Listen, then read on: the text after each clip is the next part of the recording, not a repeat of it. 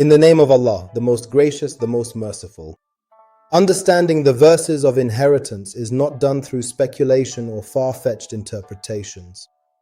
Rather, it is by referring to the decisive verses and linking Quranic terms together according to the Quranic equation, where the Quran explains itself. Then, looking at the practical application carried out by the Prophet, peace be upon him, through revelation and guidance, and the Muslims after him. Allah Almighty said, "It is He who has sent down to you the book. In it are verses that are decisive. They are the foundation of the book." So the decisive verses are the scale to which all sayings and opinions are referred, and it is not permissible to prioritize speculation over them. First, the decisive Quranic equation. Allah Almighty said, "Allah instructs you concerning your children. For the male, what is equal to the share of 2 females. This is a precise Quranic equation that leaves no room for interpretation. Share equals portion. 2 females means 2 daughters. For the male, what is equal to the share of 2 females means the portion of 1 male equals the portion of 2 daughters. And by the mathematical scale, the daughter is 1 share and the son is 2 shares. So the equation becomes son equals daughter plus daughter, or 1 male equals 2 females. And if Allah had intended equality, He would have said, for the male, what is equal to the share of the female. But He said, for the male, what is equal to the share of 2 females. Thus, He made the male's portion equal to the portion of 2 females. Second, how did the verse itself explain the meaning of child, after clarifying the case of males and females together? The verse then moved to the case of daughters only, saying, "But if there are only women more than 2, for them is 2/3 of what he left, and if there is only 1, for her is half." Then He said immediately after, "And for his parents, for each one of them is 1/6 of what he left if he has a child." So the term child includes both male and female.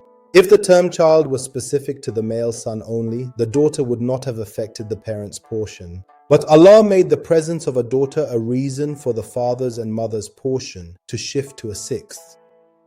And thus the Quran explains itself.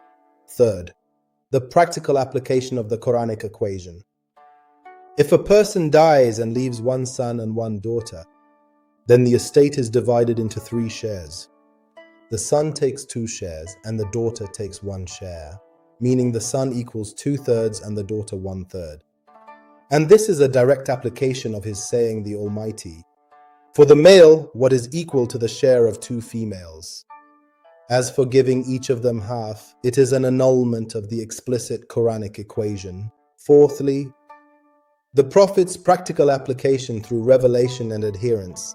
It was never reported that he equated the 2.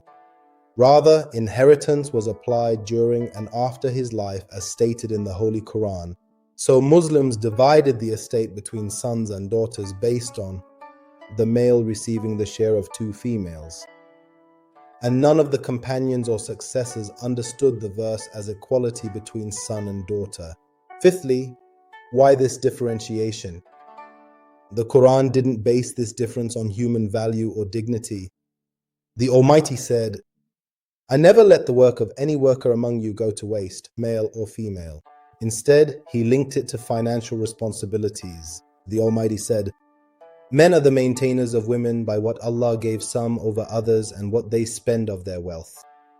The man is required to provide maintenance, dowry, and housing, while the woman's money is entirely her own. Sixthly, dismissing the claim of injustice. It is wrong to say that women always inherit less than men, for the Quran shows cases where women and men inherit equally. The Almighty said, "And for his parents, for each of them is 1/6 of what he left if he has a child."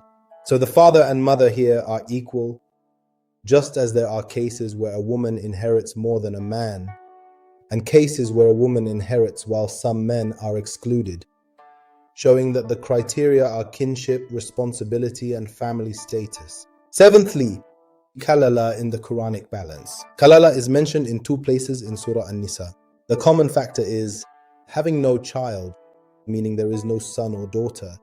So the presence of a child negates the status of Kalalah. The first Kalalah verse appeared amidst the rulings for spouses. and for you is half of what your wives leave.